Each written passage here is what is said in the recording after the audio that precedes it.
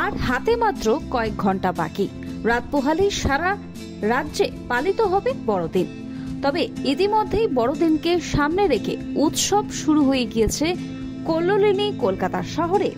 আর হাতে গা ভাসিয়ে 8 থেকে 80 বাহারি আলোকসজ্জায় সেজে উঠেছে পার্ক স্ট্রিট, অ্যালেন পার্ক এবং বউব্যারাক আলোর রোশনায়ে ছেয়ে গিয়েছে।